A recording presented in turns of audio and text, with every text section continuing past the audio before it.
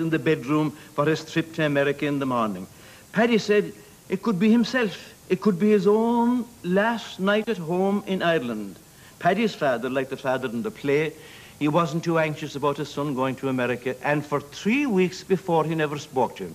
The morning that Paddy was going for the boat, his father was sitting by the fire, and Paddy stood at the door waiting for him to say goodbye to him. He didn't. He just turned his head and said, "You'll be sorry yet." Well, Paddy wasn't. He did well in America. He drove the underground train from the Bronx down to Manhattan. Paddy used to bring in big parties of Irish people to the play. So many indeed that when they came around backstage afterwards, they couldn't all fit in my dressing room. And Paddy used to line them up, 2 lines in the corridor outside. And then he'd march me up and down between them like De Valera reviewing the troops, saying, "This is Jerry Sheehan from Knockanimrish," and say hello to that man, he's from Mayo. In the 10 months run of the play, Paddy became an authority on Broadway. He read up everything about it. And he and Tim Curtin, my aunt's husband, they spoke with such familiarity about David Merrick, the big Broadway producer. You'd swear that he was in the boat coming over with him. Timothy Buckley, Esquire, Taylor, Guernsey. That's me, all right. Now, what would 3 priests in a motoring car be writing to me about? We'll soon find out.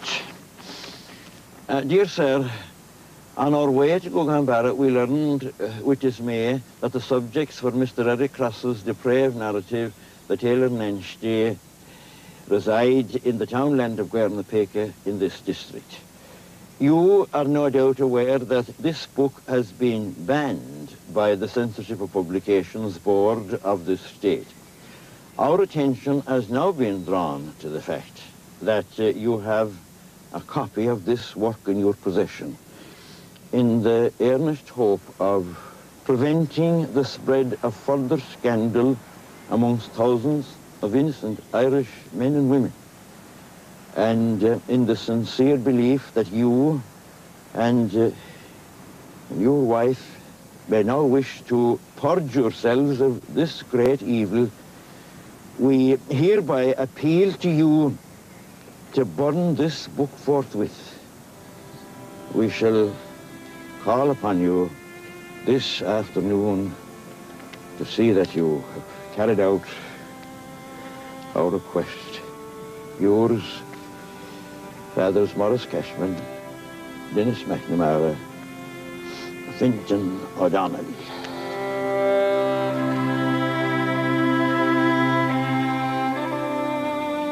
Mr. Kelly, this is your 5-minute call. 5 minutes, please. I've been in this dressing room in the Abbey Theatre on and off since 1967. In between times, I've worked on television and in London with the Irish Theatre Company, Field Day, and the Gay Theatre.